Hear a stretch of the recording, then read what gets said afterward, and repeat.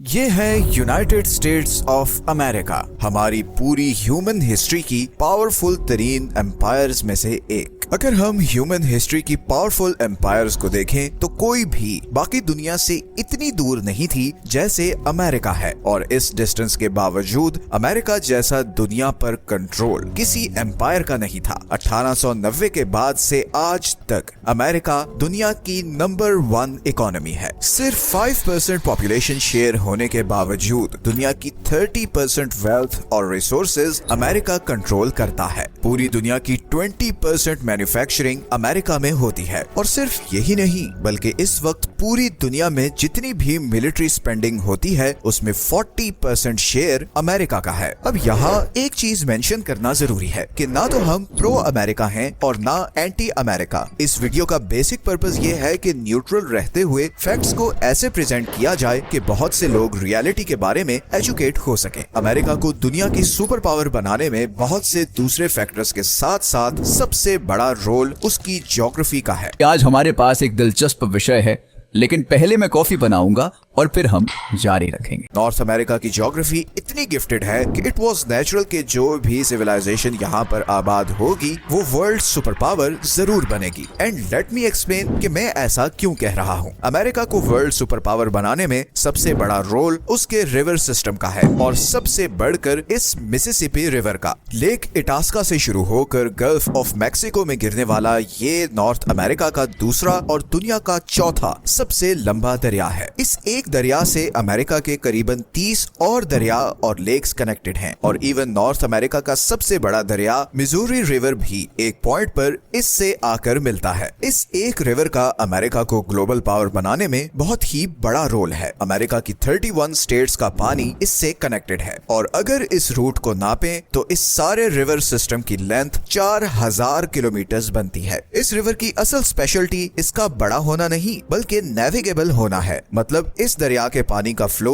और चौड़ाई हर तरह की शिप्स के लिए आइडियल है। अगर कोई शिप यहाँ गल्फ ऑफ मैक्सिको से अमेरिका में एंटर हो तो वो बिना किसी रुकावट के अमेरिका के नॉर्दर्न बॉर्डर तक जा सकती है। इस तरह के रिवर्स इकोनॉमिक एक्टिविटी जनरेट करने के लिए बहुत इंपॉर्टेंट होते हैं, बिकॉज रेल और रोड के मुकाबले में इन रिवर्स के जरिए चीजों को ट्रांसपोर्ट करना बहुत आसान और सस्ता होता है।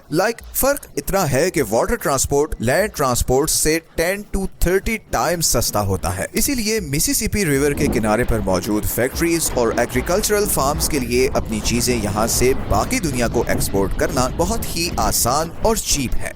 मैं उन लोगों को धीरे से याद दिलाना भूल गया जो लाइक बटन दबाना भूल गए हैं। इस एक दरिया की वजह से इस सारे एरिया में 1.2 मिलियन जॉब्स क्रिएट हुई हैं। इस एक रिवर के साथ इतने ज्यादा दूसरे रिवर्स कनेक्टेड होने की वजह से अमेरिका के बहुत से शहर ऑटोमेटिकली पोर्ट सिटीज बन जाते हैं। मतलब उनका माल आसानी से बाय शिप यहाँ से मिसिसिपी रिवर के जरिए पूरी दुनिया को एक्सपोर्ट होता है। और सबसे बढ़कर इस जबरदस्त रिवर सिस्टम की वजह से अमेरिका के पास दुनिया की सबसे बड़ी और फर्टाइल इरिगेशन लैंड है, जिसकी वेस्टर्न साइड गर्म और खुश्क मौसम की वजह से गंदम उगाने के लिए बेहतरीन है, जबकि ईस्टर्न साइड ह्यूमिडिटी की वजह से कॉर्न और सोयाबीन उगाने के लिए आइडियल है। इसीलिए अमेरिका दुनिया का सबसे बड़ा कॉर्न, दूसरा सबसे बड़ा सोयाबीन और चौथा सबसे बड़ा वीट प्रोड्यूस करने वाला कंट्री है। और अमेरिका की 92% एग्रीकल्चरल एक्सपोर्ट इसी मिसिसिपी रिवर की वजह से पैदा होती है, और ये सारी एक्सपोर्ट बहुत ही आसानी से इसी दरिया के जरिए बाकी दुनिया को जाती है। मिसिसिपी रिवर हर साल $345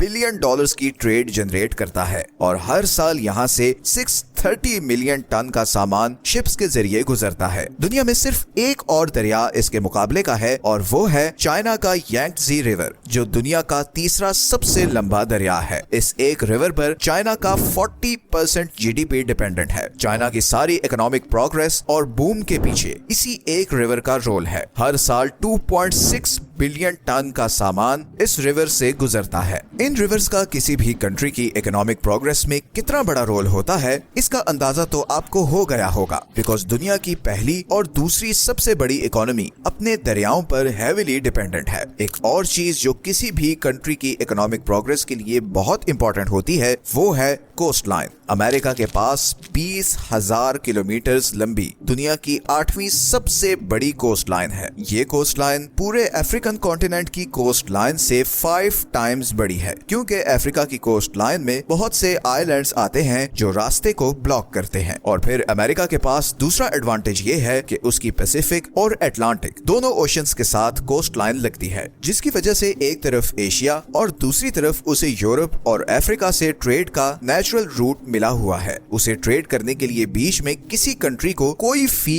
या टैक्स नहीं देना पड़ता। और यहीं पर आता है अमेरिका का वो ज्योग्राफिक एडवांटेज जो उसे हिस्ट्री की बाकी सब सुपर पावर से यूनिक बनाता है। असल में अगर हम जूम आउट करके देखें तो अमेरिका बाकी सारी दुनिया से बहुत दूर है और उसके दोनों तरफ समुंदर है। अगर हम वेस्टर्न और अफ्रीकन साइड से देखें तो बीच में ये 5000 किलोमीटर का अटलांटिक ओशन है, और अगर ईस्टर्न साइड से देखें तो ये तकरीबन 10,000 किलोमीटर का पैसिफिक ओशन है। बाकी दुनिया से इतनी दूर होने का मतलब था कि किसी भी कंट्री के लिए अमेरिका पर डायरेक्ट अटैक करना ऑलमोस्ट इम्पॉसिबल था। समुद्र के थ्रू अटैक करना कितना मुश्किल होता है, इसकी छोटी सी एग्जांपल ये है कि 1940 में सेंट्रल यूरोप को कंकर करने के बाद जर्मनी ने यूके पर अटैक का प्लान कैंसिल कर दिया, बिकॉज जर्मन आर्मी के लिए ये 33 किलोमीटर का समुद्र क्रॉस करना बहुत मुश्किल था। और अमेरिका तो बाकी सारी दुनिया से कई हजार किलोमीटर दूर है, और इसीलिए अभी तक कोई कंट्री भी अमेरिका पर डायरेक्ट अटैक नहीं कर पाया। सिर्फ वर्ल्ड वॉर 2 में जापान इधर पैसिफिक ओशन में खड़ी अमेरिका की फ्लीट तक पहुंचा था जब उसने पर्ल हार्बर पर अटैक किया था। तो पिछले 200 साल से अमेरिका किसी भी फॉरेन इन्वेजन से महफूज रहा है। हाँ, अब बहुत से कंट्रीज जैसे नॉर्थ कोरिया और रशिया ने ऐसे मिसाइल्स और वेपन सिस्टम बना लिए हैं जो अमेरिका को टारगेट कर सकते हैं। स्पेशली नॉर्थ कोरिया के बारे में हमने ये वीडियो बनाई है, तो ये आप चैनल पर जाकर देख सकते हैं। इसी तरह चाइना अब साउथ अमेरिका में अपने कदम जमा रहा है और इसने अमेरिकन थिंक टैंक्स को अच्छा खासा परेशान किया है। इस टॉपिक पर भी हमने ये वीडियो बनाई थी जिसमें दिखाया है कि कैसे चाइना अपने मास्टर प्लान पर काम करते हुए बहुत ही स्मार्ट तरीके से अमेरिका को चोक करने जा रहा है। अब जब अमेरिका की वीकनेस का जिक्र हो रहा है तो यहाँ पर बहुत जरूरी है मिसिसिपी रिवर की एक वीकनेस को मेंशन करना, और वो है क्यूबा। असल में मिसिसिपी रिवर के जरिए आने वाली सारी शिप्स यहाँ गल्फ ऑफ मैक्सिको में आती हैं और फिर यहाँ से अटलांटिक ओशन में जाती हैं। इस रूट के रास्ते में क्यूबा है, जो अगर इस पॉइंट को ब्लॉक कर दे तो अमेरिकन इकोनॉमी को बहुत बड़ा डेंट पड़ सकता है। लेकिन क्यूबा ऑन इट्स ओन इतना पावरफुल नहीं कि वो ऐसा कोई कदम उठाए, लेकिन कोई और वर्ल्ड पावर क्यूबा को यूज करते हुए ऐसा जरूर कर सकती है। और 1960s में ऐसा होने भी वाला था जब सोवियत यूनियन ने क्यूबा में न्यूक्लियर मिसाइल्स और अपने ट्रूप्स डिप्लॉय करना शुरू कर दिए, और इसी के नतीजे में फिर यूएसए ने क्यूबा में बहुत इंटरवेंशन की, उसकी गवर्नमेंट डिस्टेबलाइज की और फिर फाइनली उस पर सैंक्शंस लगा दी, जो आज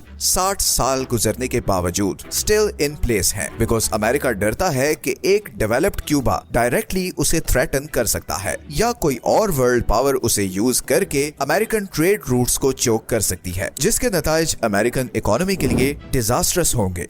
मैं उन लोगों को धीरे से याद दिलाना भूल गया जो लाइक बटन दबाना भूल गए हैं। खैर, ये ज्योग्राफी तो one of the many unique advantages है जो अमेरिका को कुदरत की तरफ से मिले हैं। अमेरिका दुनिया का सबसे बड़ा ऑयल और नेचुरल गैस प्रोड्यूस करने वाला कंट्री भी है। इमेजिन करें कि 21st सेंचुरी के दो सबसे बड़े एनर्जी सोर्स जिनकी वजह से हमारी मॉडर्न दुनिया चल रही है, उन दोनों का एब्सोल्यूट कंट्रोल अमेरिका के पास है। उसके अपने कंट्री में इन दोनों रिसोर्सेज के इतने रिजर्व्स हैं कि उसे अपनी एनर्जी रिक्वायरमेंट के लिए किसी बाहर के कंट्री पर डिपेंडेंट नहीं होना पड़ता। ओपेक कंट्रीज मिलकर भी अगर अमेरिका का बॉयकॉट कर दें तो उसे कोई फर्क नहीं पड़ेगा, बिकॉज उसकी 90% गैस और ऑयल नीड उसके अपने या फिर कनाडा से इंपोर्ट होने वाले गैस और ऑयल से पूरी हो जाती है। और फिर अमेरिका में इतना ज्यादा गेहूं, मकई और सोयाबीन पैदा होता है कि उसे पिछले 100 सालों में कभी फूड शॉर्टेज नहीं हुई। इसके अलावा अमेरिका में दुनिया के 5वें सबसे बड़े गोल्ड और चौथे सबसे बड़े आयरन ओर के भी रिजर्व्स हैं। मतलब नो डाउट अमेरिका के फाउंडिंग फादर्स की 200 साल पहले की गई प्लानिंग और मेहनत का आज अमेरिका को यहाँ पहुँचाने में बहुत बड़ा हाथ है। But just look at how naturally gifted America is, unbelievable. पिछले 100 साल से ना उसे किसी से कोई खतरा था, ना उसे किसी चीज की शॉर्टेज थी। इसीलिए मैंने कहा था कि इट वॉज नेचुरल कि जो भी सिविलाइजेशन इस खित्ते पर आबाद होगी वो एक ग्लोबल पावर जरूर बनेगी। नो डाउट सोसाइटल और कल्चरल लेवल पर अमेरिका में हालात अच्छे नहीं हैं। वायलेंस,